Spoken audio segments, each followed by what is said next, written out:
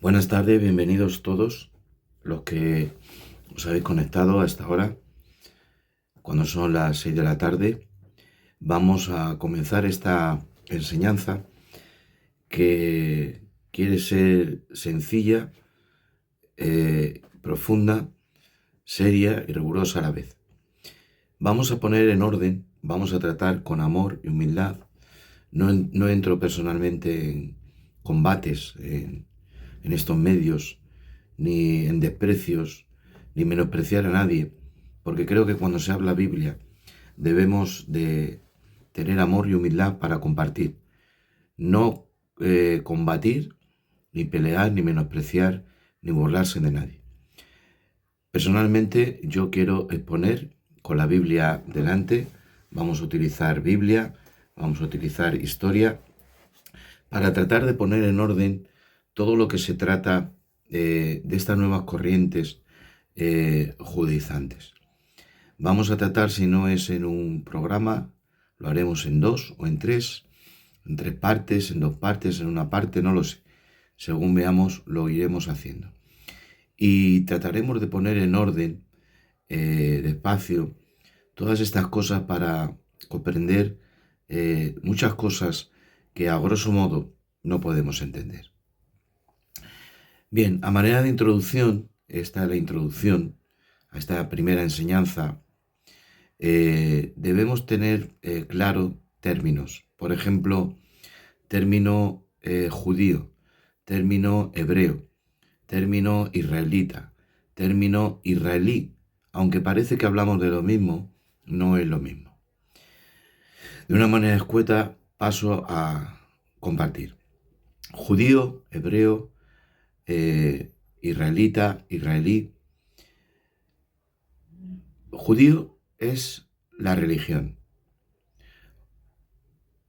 Israelita son los hijos de Jacob hasta la división del reino en la época de Roboán. Empezamos con el término, vamos a ir por partes, hebreo. El término hebreo viene de la palabra Heber, que era un antepasado de Abraham, Heber. También los egipcios llamaban a los extranjeros, a las tribus nómadas, cananeas. Había muchas tribus nómadas cananeas en la época de Jacob, el patriarca Jacob, de Isaac y de Abraham. Había muchas tribus nómadas cananeas. Los egipcios lo llamaban Abiru, hebreo también, que significa los que vienen del otro lado del río. Es decir, los extranjeros que vienen al otro lado del río de manera despreciativa, los egipcios llamaban Apiru o hebreo. Esa es la palabra hebreo, que englobaba no solo a los hijos de Jacob, sino a muchas tribus que había en Canaán, nómadas, pastores nómadas que había en la tierra de Canaán. Ese es el término hebreo. Israelita lo concentramos más a los descendientes de Jacob hasta Roboán. Ahí veremos en la santa palabra de Dios cómo, perdón, los hijos de Jacob, los israelitas, se les llama en la Biblia israelitas hasta la división del reino de Israel por Roboán, el hijo de Salomón. Ahí empieza ya a llamársele como judíos, porque de las 12 tribus, 10 con Roboán se marchan al norte y se dividen, haciéndose el reino del norte, el reino del sur, el reino de Israel, con las 10 tribus al norte, desde Samaria hacia arriba, en Galilea, y Judea, con la tribu de Judá y Benjamín, que tocó en posesión Jerusalén a Benjamín, quedan al norte. Desde ahí se le va a llamar judíos hasta Roboán. Anteriormente, digo, desde Jacob se le llama israelitas hasta Roboán, que se le llama ya judíos, porque los únicos que quedaron, las 10 tribus que se marchan al norte por las invasiones asirias y demás, prácticamente son asimiladas, no tienen el templo, no pueden celebrar las fiestas y demás. Son asimilados también por las invasiones asirias, aunque quedan focos judíos al norte. Bien, entonces los que quedan, porque tienen el templo y demás, es Judea, de ahí viene la palabra judío. Hasta que la deportación a Babilonia, los judíos que quedan en Judea son deportados a Babilonia. Y cuando vuelven se les empieza también a llamar judíos. Bien, esos son israelitas y judíos, que es la religión del pueblo que viene de los israelitas o del pueblo israelí, pero que se le empieza a llamar judíos cuando el reino de Israel se divide, se le empieza a llamar judíos. Israelí es todo ciudadano desde el año 1948 hasta ahora, todo ciudadano del moderno Estado de Israel. Hay israelíes árabes, hay israel palestinos, hay israel judíos, hay israelíes norteamericanos, hay israelíes ateos. Es ciudadano que vive en el moderno Israel. Entonces hemos explicado así panorámicamente la palabra judío, la palabra hebreo, la palabra israelita, israelí. También me gustaría hablar del término judaizante. El término judaizante es aquellos grupos que hablaremos hoy que intentan imponer las obras de la ley.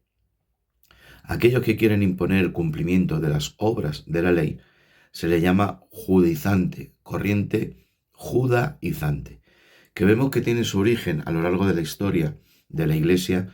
Siempre han salido focos, en este último tiempo aparecen todos estos focos, y los verdaderos judaizantes son aquellos grupos sectarios infiltrados dentro de la Iglesia que quieren imponer el practicar las obras de la ley. Todo creyente amamos a Israel. Luego San Pablo, que lo veremos también, nos dice la importancia que tiene Israel, aunque hoy en la epístola de los Gálatas veremos que ya no hay judío, que ya no hay griego, sino que de los dos pueblos Dios hizo uno, que no somos salvos por las obras de la ley, sino por creer la fe en Jesucristo, en el Mesías. Pero sí que nos dice de qué aprovecha el judío, dice mucho en todas maneras, porque a ellos han sido entregados la palabra de Dios y de ellos son los pactos, y que es el olivo natural, y que si Dios no perdonó a las ramas naturales que era Israel, si nosotros desobedecemos, tampoco el Señor nos perdonará. Es decir, es, hermano, importante y serio que tengamos presente que los judaizantes, que yo estoy totalmente en contra, son esos grupos que intentan inculcar dentro de la Iglesia en la práctica de las obras de la ley como medio justificatorio. Pero no por ello vamos a dejar de amar al pueblo de Dios, de amar al pueblo de la Biblia. Amarlos, pero colocarlos en su sitio, en el plan de salvación que ellos tienen. Bueno, explicado estos términos, a manera introductoria, vamos a entrar, antes de entrar a la epístola a los Gálatas y a los Hebreos, que se nos señala como que los evangélicos tenemos la levadura de Roma y tenemos el paganismo de Roma. Sería bueno que todas estas personas también intenten ir a la historia, y como vamos a ver a la historia y vamos a ver Biblia. De manera introductoria quiero empezar hablando de historia, y tenemos que decir que dentro de la historia de Israel hay una levadura. Se nos acusa a la Iglesia, se nos señala por todos estos grupos que no sé si son judaizantes, si son ebionitas, si son un poco judaizantes, un poco ebionitas, un poco gitanos, un poco evangélicos, un poco calvinistas, un poco arrianos, porque hay como un Frankenstein de todos estos grupos que no se saben bien definir, porque escuchándolos a veces dicen una cosa, otras veces dice otra, y tienen poca idea de lo que es el judaísmo. Pero yo me estoy tratando hoy de estos grupos, los judaizantes, que ya aparecen a los albores de la Iglesia primitiva, y no los albores de la Iglesia primitiva, sino en la historia del propio Israel. Cualquier estudiante serio de la historia y de la Biblia, porque tenemos que estudiar la Biblia y también la historia, porque la Biblia también tiene historia. Tenemos que ver un periodo que se nos acusa que en la Iglesia tenemos levadura, romanización. Yo también quiero decir que Israel en la historia tiene helenización. helenización. Vamos a ver lo que es la helenización con la historia. Vamos a verlo, nos vamos a ir a la historia para, de una manera sencilla, sería muy largo. ¿Qué es el helenismo?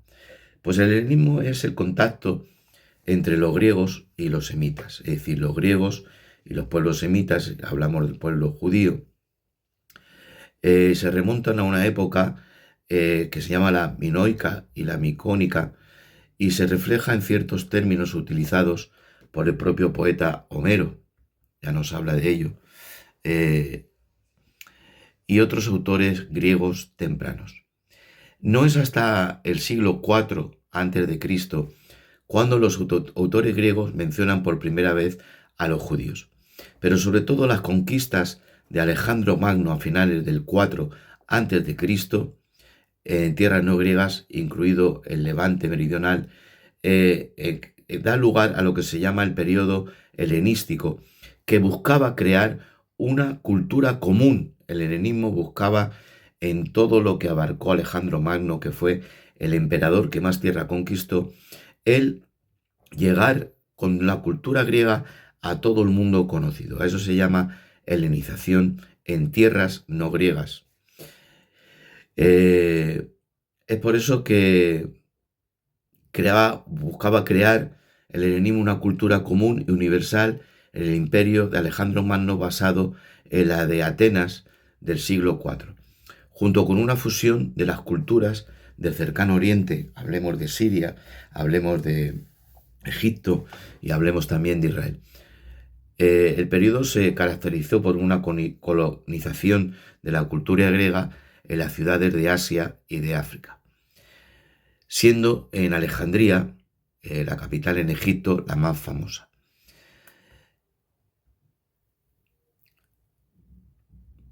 Es por ello que Alejandro Magno, al morir, no tenía hijos, reparte su vasto imperio entre sus generales. A Ptolomeo le entrega lo que es Egipto, a Seleuco le entrega lo que es Siria, Israel, Jordania y todas esas áreas cerca de Israel, y se va a conocer como el periodo selúcida. Ese periodo selúcida lo tenemos entre Nehemías, Esdras, Malaquías, Zacarías y Ageo, hasta Juan el Bautista.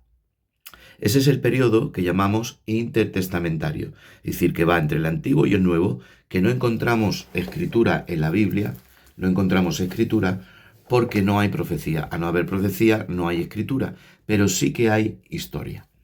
Entonces, en ese periodo que no hay profecía, pero sí hay historia, Alejandro Magno, a finales del siglo IV, conquista todo ese área, reparte ese área entre sus generales y comienza el periodo selúcida. Ese periodo selúcida hace que la cultura y la religión griega se establezca tanto como es Egipto y tanto como es también en Israel. Por ejemplo, encontramos cómo la adaptación de la cultura griega instaló a un sumo sacerdote judío cuando hace un gimnasio griego en Jerusalén, lo instaló un sacerdote judío. Es decir, un sacerdote judío helenizado estableció un gimnasio griego en Jerusalén. Y otros sacerdotes, aunque son irrisorios, pronto participaron en combates de lucha libre en la palestra. Esto lo podemos encontrar, voy a daros el dato histórico. El autor es Warren Irri y habla de factores y ficciones de la leyenda de los judíos helenísticos en su contexto. Construcción de ensayos en la cultura helenística. Universidad de California, historiografía. Autor Ernst Glut escribe que el primer gimnasio que hubo en Jerusalén lo instauró un sacerdote judío y los luchadores en esos gimnasios también participaban sacerdotes judíos de las clases religiosas. El principal problema religioso que dividía a los judíos helenizados de los judíos tradicionales era la aplicación de las leyes bíblicas en un imperio helenístico. Historiadores posteriores describieron ocasionalmente al helenismo y el judaísmo como particularmente incompatibles, probablemente a raíz de la persecución de Antíoco IV. Escritos de judíos helenizados, tales como Filón de Alejandría. Filón de Alejandría era un judío helenizado. No muestra creencia particular alguna que indique que las culturas judía y griega sean incompatibles. Otro ejemplo se encuentra en la carta de Aristias, en la que judíos y el judaísmo son descritos en términos favorables por los estándares de la cultura griega. Vamos a ver también los gobernantes helenísticos. Hubo gobernantes helenísticos en Judea. Todo esto lo estoy hablando para que os deis cuenta cómo también el judaísmo recibió la levadura griega helenista. Nos acusan a los evangélicos de que tenemos la levadura de Roma, pero decir que el judaísmo, cualquier que estudie serio, sabrá que el judaísmo tiene mucha influencia helenística. Bajo el reino de Ptolomeo, más tarde el imperio selúcida, que hablo, Judea fue testigo de un periodo de paz y protección en sus instituciones. Por su ayuda contra sus enemigos ptolemaicos, Antíoco III el Grande prometió a los súbditos judíos una reducción de impuestos y fondos para reparar la ciudad de Jerusalén y el segundo templo. Es decir, que Antíoco III el Grande, griego, de la dinastía selúcida, que son los que se levantan en el periodo que va desde Malaquías, Ageo, Zacarías, Nehemías y Esdras hasta Juan el Bautista, es el periodo intertestamentario. Ahí hay una invasión de los griegos con Alejandro Magno, Seleuco, Ptolomeo, que os estoy hablando, Antíoco III, Antíoco IV, ¿vale? Que luego van a tener una sublevación por parte de una familia judía llamada los Macabeos, que se van a levantar y van a hacer lo que se llamaría como las guerras judías de liberación.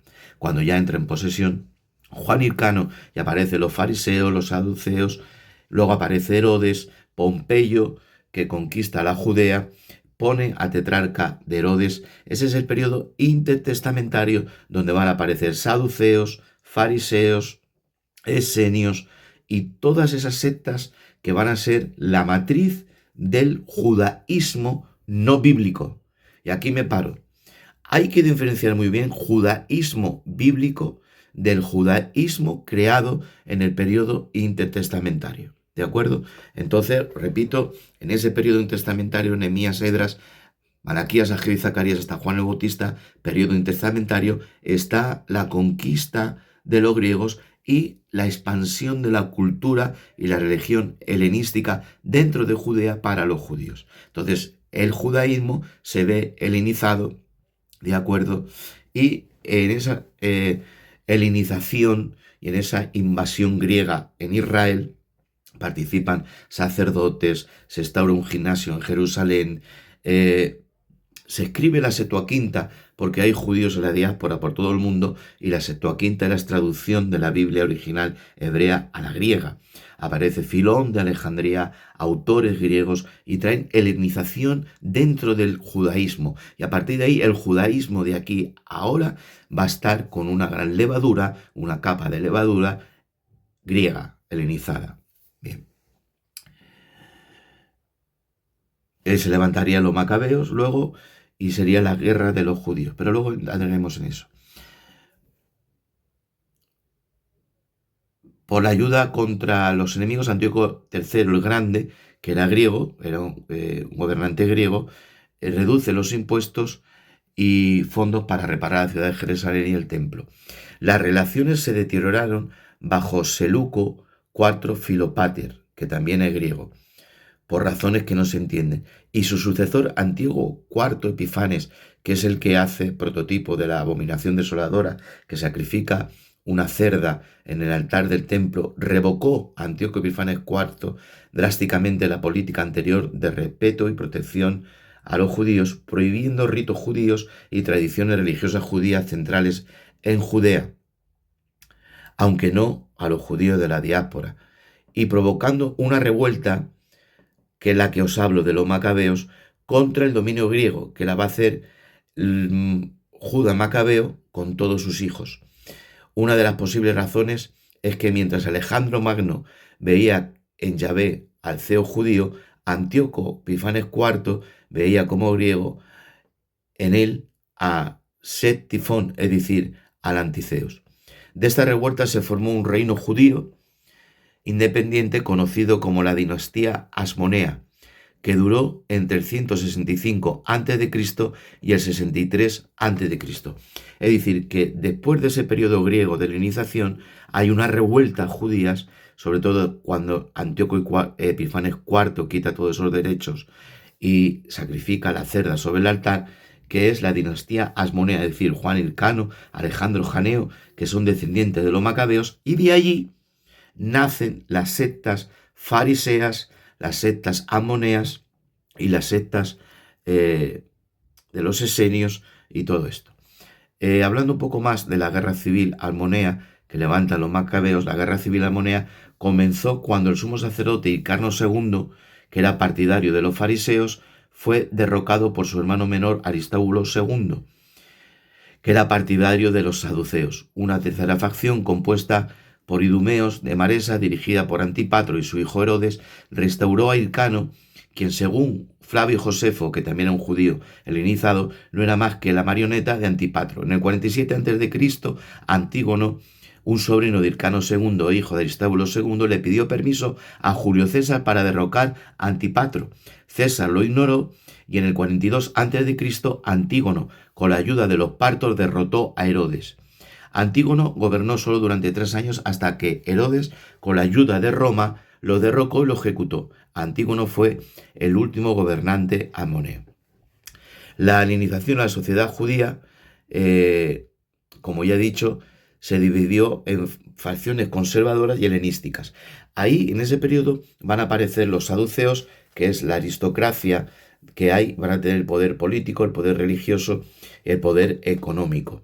Y luego surge otra facción, que son los fariseos, que al ver el auge, la madre de Juan Hircano, que es descendiente de los macabeos, es Asmoneo, que se levantan contra los griegos, le aconseja que dentro del Sanedrín meta también a gente de los fariseos. Y es cuando el Sanedrín no solamente va a tener a saduceos, sino a fariseos. La helenización están el judaísmo helenista y el judaísmo religioso conservador. Los judíos helenísticos eran generalmente las clases altas, los saduceos, o minorías que vivían mayoritariamente fuera. El principal producto literario, como he dicho, es la Septuaginta, que fue escrita al griego, y luego también obras notables que incluyen el libro de sabiduría, el eclesiástico, así como la literatura apocalíptica, pseudoepigráfica, como la Asunción de Moisés, el Testamento de los 12 patriarcas, el libro de Baruch, el Apocalipsis griego de Baruch, que data de ese periodo.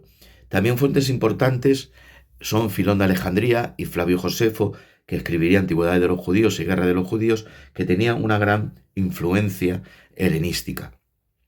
También Pablo, Saulo de Tarso, en su época de Saulo de Tarso, a vivir en Tarso de Cilicia, tenía influencias también, antes de convertirse, influencias griegas. ¿Por qué lo sabemos? Porque al llegar a Atenas, él conoce a los escritores, a los poetas y a los filósofos griegos cuando va al Areópago. Y en la diáspora había un judaísmo helenístico por la traducción de vida de la Septuaginta, porque muchos no conocían el hebreo y tiraban de la traducción helena y sobre todo también de Filón de Alejandría. Filón de Alejandría fue un importante apologista del judaísmo, presentándolo como una tradición de venerable antigüedad que, lejos de ser un culto bárbaro de una tribu nómada oriental, con su doctrina del monoteísmo, se había anticipado a los principios de la filosofía helenística. Filón podría recurrir a la tradición judía para usar costumbres que los griegos consideraban tan primitivas o exóticas como la base de sus metáforas, como la circuncisión del corazón, en la búsqueda de la virtud. En consecuencia, el judaísmo helenístico enfatizó la doctrina monoteísta y representó la razón, el logos y la sabiduría, la sofía, como emanaciones de Dios. Es decir, que el helenismo va a incluir la interpretación alegórica de las alegorías, y todo esto como introducción para que entendamos cómo estaba la sociedad judía en aquel tiempo. Vemos también cómo los nombres de judíos por el helenismo cambiaron de nombre. Eh, Oni se convirtió en Menelao, Yeshua se convirtió en Jasón o Jesús. La influencia helénica impregnaba todo, incluso las mismas fortalezas del judaísmo modificó la organización del Estado judío, las leyes, los asuntos públicos, el arte, la ciencia y la industria, afintando incluso a las cosas ordinarias de la vida y las asociaciones comunes de las personas. Os daré la fuente. Helenismo, enciclopedia judía. La enciclopedia judía, en su apartado helenismo, cualquiera puede recurrir a la enciclopedia judía y buscar el apartado helenismo, nos dice, Oni se convirtió en Menelao. Joshua, el nombre Joshua, se convirtió en Jasón o Jesús. La influencia helénica impregnaba todo, incluso en las mismas fortalezas del judaísmo, dice la enciclopedia judía. El arte, la ciencia y la industria, efectuando incluso las cosas ordinarias de la vida y las asociaciones comunes de las personas. La inscripción que prohibía a los extraños avanzar más allá de cierto punto en el templo estaba en griego. Y probablemente se hizo necesario por la presencia de numerosos judíos de países de habla griega en el momento de las fiestas. También comparemos el libro de los Hechos de la murmuración de los griegos contra los hebreos. Hechos 6, verso 1. Las arcas en el templo que contenían las contribuciones de Sekel estaban marcadas con letras griegas para que la gente ofrendaba. Por lo tanto, no es de extrañar que hubiera sinagogas de los libertos, cireneos, alejandrinos, cilicios, asiáticos en la propia ciudad santa. Hechos 6, capítulo 9. Eso dice también la enciclopedia judía. Entonces vemos como todo el helenismo, e incluso a Jesús, dice, unos griegos buscan a Jesús, que es cuando Jesús dice, Padre, glorifica a tu Hijo con aquella gloria que me dices en la fundación del mundo, pues sabiendo que su tiempo ya había llegado. Esos griegos eran judíos griegos que habían subido al templo en peregrinación y buscaban ya al Mesías. Entonces, en una palabra, encontramos que la sociedad judía está totalmente helenizada. Había también los de Cilicia, como Tarso, de Cirene, como Simón de Cirene, que encontramos que va a Jerusalén en el momento, el día que Jesús es crucificado. Cirene en Libia, y seguramente también era un judío helenizado, que se impregnó la cultura griega con la tradición judía en el periodo intertestamentario. Entonces, aparece también lo que es la sinagoga, que es una palabra griega. Es un término griego. La sinagoga es un término griego, que la sinagoga se fundó cuando la deportación a Babilonia, que fueron deportados a Babilonia, allí se establecían en pequeños grupos, junto a los ríos de Babilonia. Esa reunión se empezó a llamar sinagoga, que tiene un nombre también babilonio. También no hablamos de la influencia babilónica, porque aún los meses del calendario judío son de nombre babilonio, no tienen origen hebreo. El nombre de los meses del año del calendario hebreo tiene una influencia también de Babilonia. Estamos hablando de la influencia helenística. Nos señalan y decimos que, bueno, que la Iglesia pasó por un periodo negro, oscuro, en los cuales también incluye Roma, pero que también el helenismo tiene una levadura, una capa de cultura babilónica y de cultura también helena. Y esto no nos tiene que sorprender porque os estoy hablando de lo que es historia. El declive del helenismo podía ser debido al auge del cristianismo primitivo. Cuando ya aparece Pablo, aunque es un judío tradicionalista, también tenía alguna cultura helena. Dice que ya no hay judío y ya no hay griego. En la conversión de Pablo es el gran maestro que nos habla de que ya no hay judío ni griego. Y la historia habla que posiblemente ese helenismo dentro del judaísmo desapareció por el auge del cristianismo. Como digo, las primeras sinagogas en Europa, norte de África y Medio Oriente, la palabra sinagoga en sí proviene del griego koine, judío, un idioma hablado por judíos helenizados en el sudoeste de Europa, Macedonia, Tracia y al norte de Grecia. Es decir, la palabra sinagoga proviene del koine judío, que se hablaba los judíos en el sudoeste de Europa, en el norte de África y Oriente Medio después del siglo III a.C. Las sinagogas fueron construidas por los helenistas o seguidores del judaísmo helenístico en las islas griegas, Cilicia, en noroeste y este de Siria, el norte de Israel, ya en el siglo I, especialmente en Delos, Antioquía, Alejandría, Galilea y Dura Europos, debido a los mosaicos y frescos que representan figuras heroicas y personajes bíblicos vistos como potencialmente conductores de la adoración de imágenes. Conceptos de la Misná y del Talmud. Muchos de los sabios judíos que compilaron la Misná y las primeras versiones del Talmud fueron judíos helenizados. Atención, los sabios judíos que compilaron la Misná en el Talmud y las versiones del Minud eran judíos helenizados, incluidos Yohanan ben Zakar, el primer sabio judío al que se le atribuyó el título de rabino, y el rabino Meir bar Janés, hijo de un prosélito griego de Anatolia, convertido al judaísmo rabínico temprano. Es decir, que el propio Talmud tiene influencias helenísticas. Incluso los rabinos israelíes de ascendencia judía babilónica como Hillel el Viejo, cuyos padres eran inmigrantes judíos de habla aramea de Babilonia, tuvieron que aprender el idioma griego y la filosofía griega para conocer el sofistificado lenguaje rabínico. Muchas de las innovaciones teológicas introducidas por Hillel tenían nombres griegos. La más famosa noción talmúdica del prosbul, del griego koine, entregar, Matir Engal en su obra Judaísmo y Helenismo señala. Mirad lo que dice Matir Engal en la obra Judaísmo y Helenismo. A diferencia del hebreo literario, el hebreo popular adoptaron constantemente nuevos préstamos griegos. El judaísmo tomó nuevos préstamos griegos, como lo demuestra el lenguaje de la literatura misnaica y talmúdica. Si bien refleja la situación en un periodo posterior, sus orígenes se remontan mucho antes de la era cristiana. La colección de préstamos de la Misná que se encuentra en Shurer muestra las áreas en las que influencia helenística se hizo visible por primera vez: asuntos militares, administración estatal, legislatura, tráfico, comercio, ropa, utensilios domésticos y, no menos importante, la construcción. El llamado rollo de cobre, con su lista utópica de tesoros, también contiene una serie de préstamos griegos. Cuando hacia finales del siglo I a.C. Hillel derogó la práctica de la regulación de la remisión de deuda en el año sabático, por la posibilidad de una reserva especial por parte del acreedor, el nombre griego dado a estas reservas se introdujo en el lenguaje legal palestino. Prosbul, una señal que incluso en ese momento el griego se filtró en un lenguaje legal.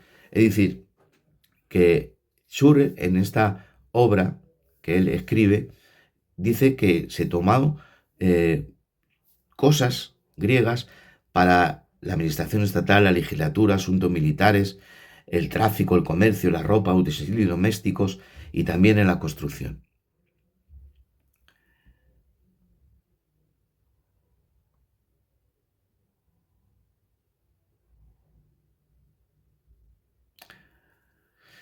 Personajes judíos. Voy a leer una lista de personajes judíos helenizados con influencia griega.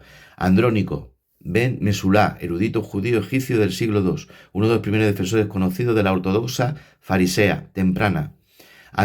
Antígono de Soco, judío, también conocido como Antígono de Soco, fue el primer erudito de quien la tradición farisea protorrabínica ha preservado no solo el nombre, sino también una importante doctrina teológica. Vivió alrededor de la primera mitad del siglo III a.C. Según la Misná, fue discípulo y sucesor de Simón el Justo. Antígono es también el primer judío conocido en tener un nombre griego, un hecho comúnmente discutido por los estudiosos sobre el encalce de la influencia helénica sobre el judaísmo después de la conquista por Alejandro Magno. Antígono II Matatías, después de un reino de 3 años durante el cual dirigió la lucha excepcional de los judíos por la independencia de los romanos. Alejandro de Judea, o Macabeo fue hijo mayor de Aristóbulo II, Jasón, de la familia Onaida, sumo sacerdote del templo, Menelao, sumo sacerdote en Jerusalén, desde el 161 de Cristo hasta el 161 de Cristo, Mariana I, princesa judía de dinastía Monea, segunda esposa de Herodes el Grande, Onías I, fue hijo de Jadúa, mencionado en el libro de Nehemías. Según Josefo, Jadúa fue contemporáneo de Alejandro Magno. Primera de Macabeos considera a Onías como contemporáneo del rey espartano Areo I. Se cree que Onías fue el padre abuelo de Simón el Justo.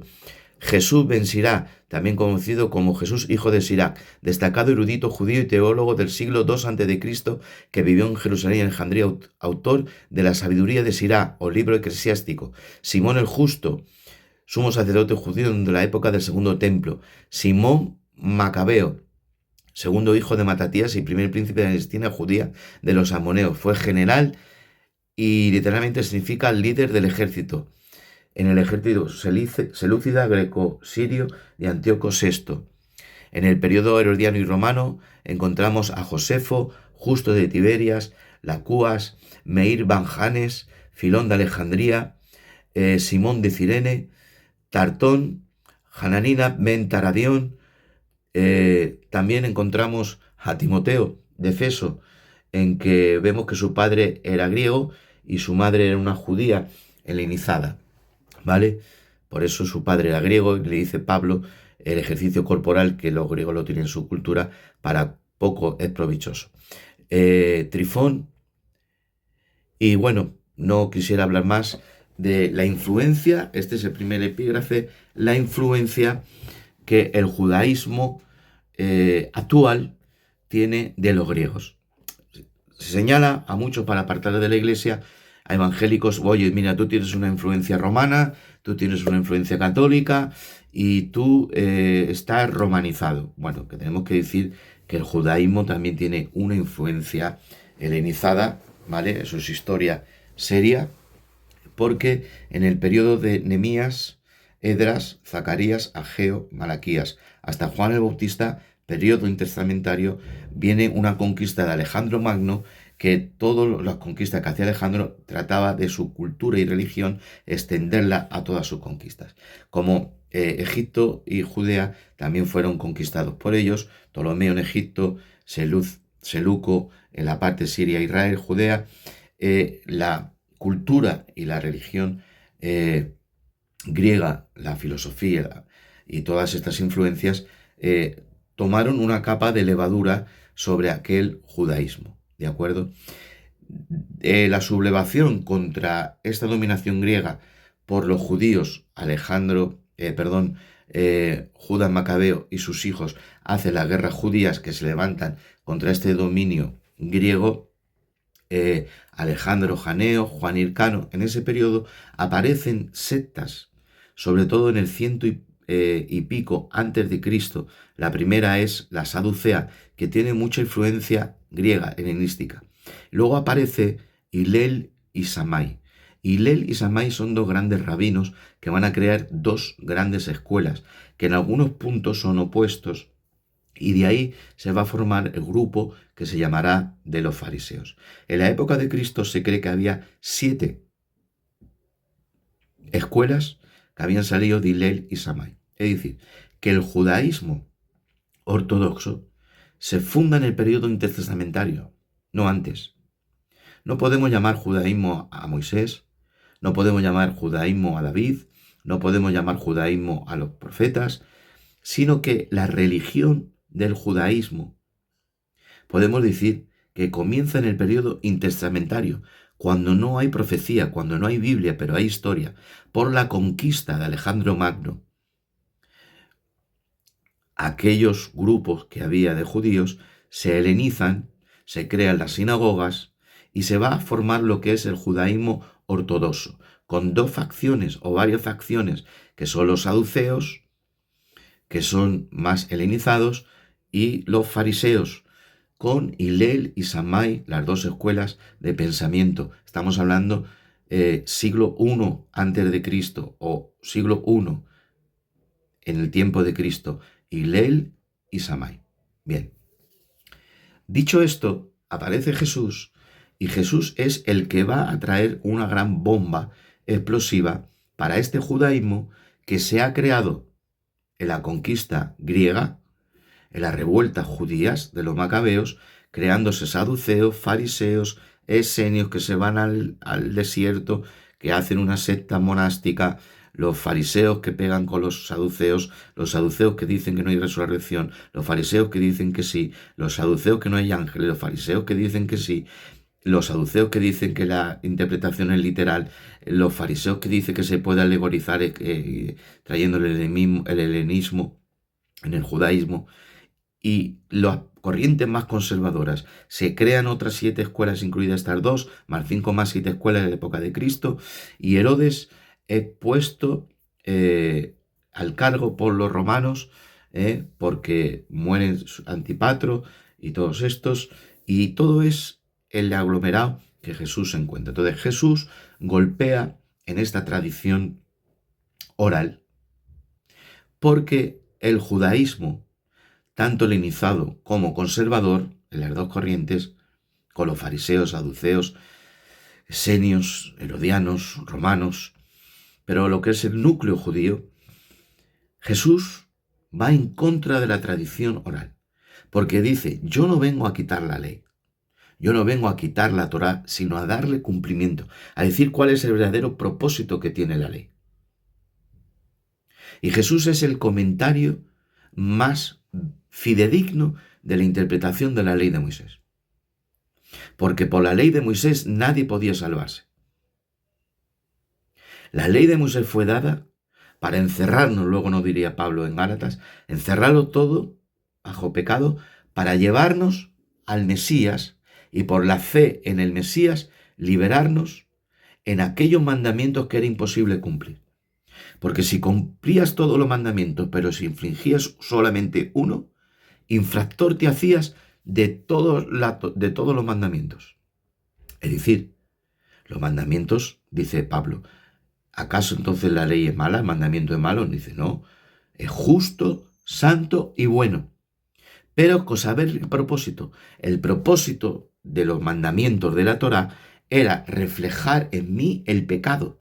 Y ese pecado encerrarme como un ayo que me llevaría a Cristo. De eso hablaríamos ahora. Entonces, como introducción, queda claro cuál es el origen de ese judaísmo, que tiene una capa que se nos acusa, tenemos una capa romana, pero el judaísmo serio, que se estudia con historia y citando la enciclopedia judía, autores judíos, vemos que hay sacerdotes que instauran un gimnasio, vemos como otros sacerdotes hacen lucha libre, está la enciclopedia judía, en el término helenismo, búsquenla, no se lo inventa Miguel Palacios, está ahí, búsquenla, lo tengo en el ordenador, enciclopedia judía que estoy mirando ahora, y cómo también cambian su nombre, sacerdotes cambian su nombre y aplican sistemas filosóficos y alegóricos a la hora de estudiar a Moisés y a los profetas. Entonces, el sábado de ahora, como ejemplo, no es el sábado que Jesús celebraba. La Pascua, el Pesaj, no es el Pesaj que se celebra ahora, porque la diáspora de cómo se celebraba la Pascua se perdió. Entonces se escribió un libro que se llama, traducido, El Orden, para que a medida que se celebra la mesa de Pascua, se va leyendo ese libro para poder hacer un orden dentro de la Pascua. El encendido de velas, el encendido de velas en la época de los fariseos, del judaísmo bíblico, perdón, no de los fariseos, del judaísmo bíblico, el encendido de velas por la mujer en sábado, que ahora se lleva para que venga la luz, es una liturgia. No lo encontramos en que Jesús lo haya celebrado así. Luego se escribieron libros como este, que es el Shulchan Aruch, que traducido es con la mesa puesta, que lo escribió Joseph Carroll, que era un rabino judío sefardí, que es la recopilación de leyes prácticas según la tradición sefardí, a la hora de cómo celebrar, por ejemplo, Sukkot, Dice, el ulad ha de medir un mínimo de 4 tefaín, 40 centímetros, de los cuales 30 centímetros cubiertos los demás miniín y tallo libre hasta la punta. Hablando de los frutos, abierto al azar, la santidad de la suká, de la fiesta de tabernáculo. Dice, la suká adquiere un carácter de santidad equivalente al de la sinagoga, debe conducirse en ella con mucho respeto, no hablar temas profanos, no instalarse en ella para jugar, reír o bromear. No se puede introducir utensilios cuales se cocinó, sino vierte el guisado en la cacerola a una fuente para hervirlo en la suká. No se enjuague la vajilla en la suká. No puede introducir muebles ni alfombras en la suká. Suspender en ella fruta y flores como decoración. Habla de los frutos. 3 ramas de mirto, 2 ramas de sauce, llorón. Es decir, que se fueron escribiendo estos libros como liturgias. Y liturgias y más liturgias. ¿De acuerdo? Entonces, vamos a entrar ya en esta introducción, vamos a entrar ya en lo que es la epístola. Vamos a cerrar la enciclopedia.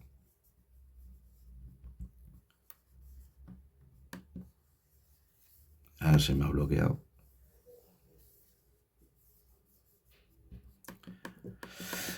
Cerramos la enciclopedia judía. Bueno, vamos a ir a lo de a mano. Y nos vamos a la epístola de los Gálatas. Para adentrarnos en la epístola de los Gálatas, Galacia no era solo era una región, pero en la cual había varias iglesias. Antes de introducirnos en los Gálatas, ahora entendemos cómo había judaizantes. En la época después de Pentecostés y en la época de Jesús, en la sinagoga solamente había judíos. Es cierto que no existía iglesia, ni cultos, ni centros evangélicos. Eran sinagogas. Ya hemos explicado el origen de las sinagogas. La palabra sinagoga es una palabra griega, koine. En las sinagogas había prosélitos de justicia y prosélitos de la puerta. Es decir, ahí estaban los judíos y luego había prosélitos de la puerta. Eran aquellos que simpatizaban con la sinagoga, pero no se convertían al judaísmo. Y luego estaba el prosélito de justicia, que ese sí, por así decirlo, hacía pacto y se convertía a lo que es el judaísmo. Prosélito de la puerta y prosélito de justicia. Así estaba la sinagoga distribuida. Por eso entendemos al centurión en Capernaum que los ancianos le dicen, atiéndele porque nos ha construido una sinagoga y llama a nuestro pueblo Israel. Es decir, que el centurión era un prosélito de la puerta. Era alguien que simpatizaba con el Dios de Israel, que iba a la sinagoga, pero no se convertía al judaísmo. Entonces, para que entendamos cómo era la posición, ahora comienza Pentecostés. En el aposento alto hay 120 hombres judíos. Hasta ahí vamos bien. Las sinagogas judías se convierten al Mesías. Todos siguen siendo judíos. Pero está Simón Pedro orando y ve una visión. Pedro mata y come ninguna cosa común, inmunda, etcétera, etcétera, etcétera. Vienen unos hombres de parte de Cornelio que tiene una visión y les dice que vaya con ellos a Cesarea de Filipo. Pedro va allí y mientras está predicando a los gentiles, por esa visión, hermanos, el Espíritu Santo desciende sobre los gentiles. Seguramente Cornelio era otro prosélito de la puerta, es decir, alguien que simpatizaba con el Dios de Israel porque ayunaba y diezmaba, pero no se convertía al judaísmo. Entonces, había oído a Moisés y a los profetas y manda el ángel que San Pedro vaya allí. Cuando vaya allí San Pedro, Cesarea de Filipo, hermano, era una ciudad totalmente pagana que Herodes construye. Cuando viajamos allí, era una pequeña Roma dentro de Judea. Bien, entonces el propio Pedro dice, ¿sabéis cuán duro es para un judío ir a Cesarea de Filipo a casa de gentiles? Pero la sorpresa es que mientras está predicando, el Espíritu Santo el Espíritu Santo se derrama allí sobre los gentiles y empiezan a hablar en lenguas. Entonces, al enterarse, la iglesia se forma el primer concilio de Jerusalén y había una parte de judíos creyentes en Jesús, que era lo de la sinagoga, judío de toda la vida, de abuelo, tatarabuelo, bisabuelo, etcétera, etcétera, que dicen que no pueden pertenecer a la sinagoga si no se circuncidan y guardan los mandamientos y las obras de la ley. Eso decía un grupo que había dentro de la sinagoga ya de creyentes. Los primeros judaizantes eran creyentes en el Mesías, que ordenaban que los gentiles que se habían convertido en boca de Pablo y derramamiento del Espíritu Santo se circuncidaran y guardaran los mandamientos. Bien, hay una gran polémica, hay una gran discusión. Por una parte está Pablo, Bernabé, y por otro está lo de la circuncisión. Entonces mandan llamar al propio Pedro y Pedro testifica y dice: ¿sabéis cuán duro es para un hombre judío ir a la ciudad de Cesarea de Filipo, a la casa de un gentil? Pero mientras yo predicaba, el Espíritu Santo se derramó sobre ellos. Entonces dice el libro de los Hechos que todos se regocijaron, se gozaron y dijeron: si Dios no hace acepción de personas con nosotros y los gentiles, ¿quién somos nosotros para poner traba a los gentiles? Entonces Santiago, para que la conciencia de los hermanos judíos creyentes no hubiera contienda y choque, magníficamente implanta las leyes de Noé. Es decir, cuando no había ley de Moisés, pues ahí vemos que para los gentiles no hay una ley ceremonial, hay unos mandamientos de conducta, como digo, para enseñarnos y llevarnos a Cristo, al temor de Dios. Porque nadie es salvo por las obras de la ley. Es por tener los mandamientos en fe, creer los mandamientos en fe.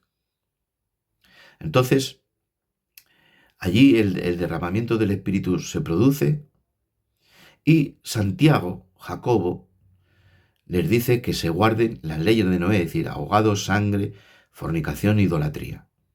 Que no se les pida más a los gentiles, no se les demanda otra cosa a los gentiles, porque en ese momento, era para ese momento puntual, estaban también los judíos, iban a convivir ahora, se abren las puertas, ya no hay prosélito de justicia, prosélito de la puerta, sino que ahora somos uno en Cristo. ¿De acuerdo? Entonces ese es el principio de los judaizantes, pero los judaizantes siguieron, dale que te pego, y hacían giras por todo el mundo a las iglesias ya levantadas para influenciarles a que se volvieran otra vez a los mandamientos y a las obras de la ley, a cumplir las obras de la ley. ¿De acuerdo? Entonces, Pablo va a la región de Galacia, allí había varias iglesias, y ahora entramos.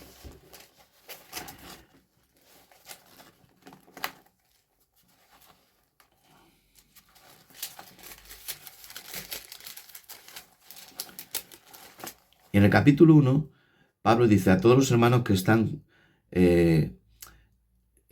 Pablo apóstol, no de hombre ni por hombre, sino por Jesucristo y el Dios Padre que lo resucitó de los muertos. Van a poner en duda los Gálatas al volverse otra vez a las obras de la ley que Pablo realmente fuera un apóstol, pero recarga en el primer saludo que él no es de hombre, es decir, no recibió el ministerio por una delegación de hombres ni por hombres, sino por Jesucristo, que es una revelación. La doctrina del Evangelio que Pablo recibe es una revelación.